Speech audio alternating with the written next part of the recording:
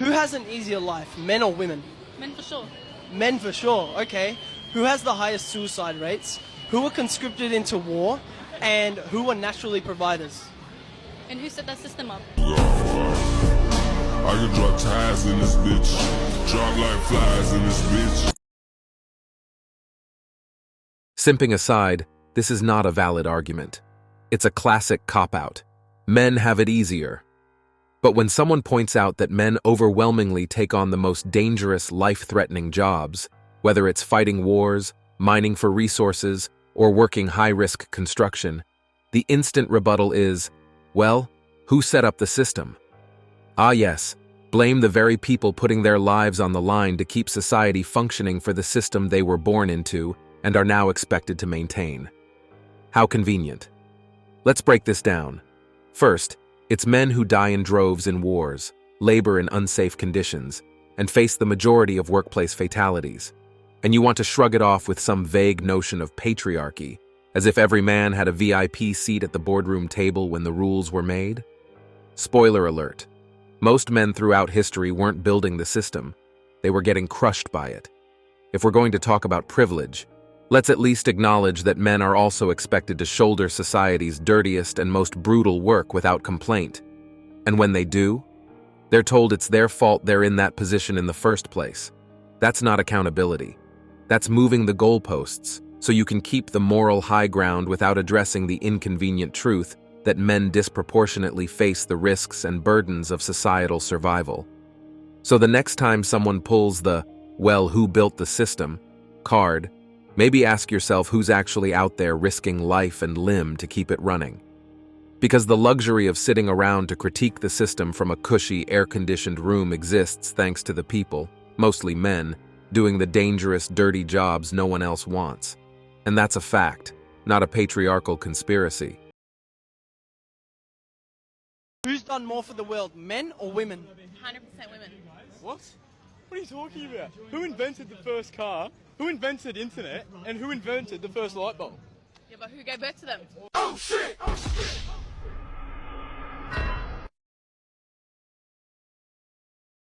This is some cringe shit. Birthing is about as difficult as eating. Every animal is capable of it. Let's not act like the ability to reproduce is some divine trump card that automatically makes women better than men. Last I checked, the species doesn't continue without both sexes contributing. And newsflash, conception requires a man too. You're not doing it solo. And let's be honest, giving birth is a biological function, just like eating, breathing, or digesting. Sure, it's a tough and transformative process, but it's not a free pass to claim superiority over an entire gender. By that logic, should men start flexing their physical strength and dominance in dangerous jobs as a counterbalance? Or how about the fact that men have built, engineered, and innovated the systems and infrastructure that allow for safer births in modern hospitals? No one's handing out medals for what nature designed you to do. Also, not every woman gives birth, nor should she be judged by whether or not she does. If we're going to elevate childbirth as the ultimate measure of superiority, where does that leave the millions of women who choose not to or cannot have children? The argument doesn't just fall flat, it alienates your own gender. Being capable of giving birth doesn't make you morally, intellectually, or socially superior. It just means you have the anatomy to do so. Superiority is earned through actions, character, and contributions, not a biological lottery. So maybe it's time to drop the birth giver pedestal and focus on qualities that actually matter. I think men have it harder in life than women. Now, before the outrage begins, I want to give you my sole basis for that, which, in my opinion, is irrefutable. Sure, women have to, be pregnant for 9 months, endure labor and delivery, which I hear is uncomfortable. Personally, I've never done it, don't plan to, but it is what it is. But men, multiple times a month, have to take a razor of various types of quality, some very high-end, some the cheapest cheapies from Dollar Tree, and trust ourselves to glide it over the protruding Adam's apples on our neck. Adam's apple, one, I think is typical. I dare say Alfred Hitchcock, the master of suspense himself, could not have accurately conveyed the fear, terror, and utter dread of that process. Labor and delivery. Let me tell you, there's no epidural for shaving Adam's apples.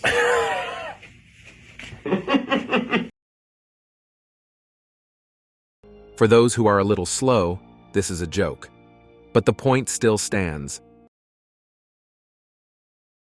So the number one thing that correlates with male suicide is not depression. And this is super scary. There's one study I saw recently that suggests that 50% of men who kill themselves have no history or evidence of mental illness. I believe the statistic in my clinical practice because I know what depression looks like. I know what bipolar disorder looks like. And half the men that I've worked with, at least, are not actually mentally ill. See, mental illness means a pathology of the mind, which means that the mind is malfunctioning. Most of the suicidal men that I work with, their mind isn't malfunctioning. They genuinely have a life that is no longer worth living. They're looking at things and objectively realizing that there's no way out of this situation. So they turn to suicide. So I know it's kind of like a very controversial statement, but I think that's what my clinical practice has shown, and there's some research to even back that up. So if we sort of look at what's going on with men, they have nowhere to turn to, and the number one thing that correlates with it is not mental illness, but is a sense of thwarted belongingness. But basically what happens is what causes people to kill themselves is they try to connect with others and they get rejected. Boys have a much higher suicide rate. So many more boys die from suicide. Because they pick more violent means? That's one of the major reasons, and that's especially true in America where we have so many guns. Okay. Boys tend to use a gun or a tall building or a bridge, whereas girls tend to use pills or cutting their wrists, and the great majority of girls' suicide attempts don't lead to death. Let's talk about the male loneliness epidemic and the staggering suicide rate among men, a topic conveniently ignored when people claim men have it easier. If men really have it so easy, why is it that they're the ones disproportionately taking their own lives? In nearly every country, men are 3 to 4 times more likely to die by suicide than women. That's not easier. That's a silent crisis. Men are told to be strong, stoic, and self-reliant from an early age. Society hammers into them that showing vulnerability is a sign of weakness, so they bottle it all up until they explode. When was the last time someone told a man, "It's okay to cry," and actually meant it? Instead, men are expected to man up, while their emotional struggles are dismissed or outright mocked. Imagine being in pain and having no one take you seriously because, hey, you're a guy. What do you have to complain about? Brothers in society, men hear explicitly or implicitly that you're only as good as what you could produce. Your performance is where you get your value. If you're not doing nothing, you ain't worth nothing, right? And so it's performance in anything. Performance in terms of your money. Do you bring in money? Performance in terms of your girl. Does she look fly? Performance in terms of even your marriage bed is a place of performance. And that should be a place of release and connection and all that. But in the back of your mind, you thinking, if I ain't really laying it down the way I need to, then, she looking at me. So, like every place for a man is this place of the performance. And so again, this is where you have brothers, our suicide rates double, all that. When you feel like impotent, you feel like you're not producing. If I'm not producing and people are saying, I'm good. Oh, you the man. Loneliness is another massive issue. Men are less likely to have close friends they can confide in, and after divorce or a breakup, they often end up isolated. Women typically have stronger emotional support networks, while men are left to fend for themselves. And then society has the audacity to claim men are privileged. Privileged how? By being emotionally neglected, by being told their struggles don't matter because they're not oppressed enough. Men also face unique pressures. They're expected to be providers, protectors, and problem solvers, roles that come with immense stress, especially in a world where they're increasingly told they're obsolete or toxic. They're mocked for being broke, ridiculed for being short, and shamed for failing to live up to impossible standards. And if they dare to speak up about any of it, they're told to check their privilege. It's a no-win situation. The reality is that men don't have it easier. They just suffer in silence while the world refuses to notice.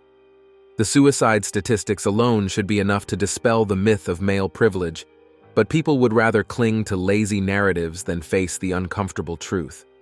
Men are struggling, and until society starts addressing that fact with the seriousness it deserves, claiming men have it easier is not just ignorant, it's insulting. And that's it for today on Sigma Traits. Make sure you hit that like button, smash that subscribe button, and don't forget to ring that notification bell. Support this channel through membership. You can also support through PayPal link in the description. Let us know your thoughts in the comments below. See you all tomorrow.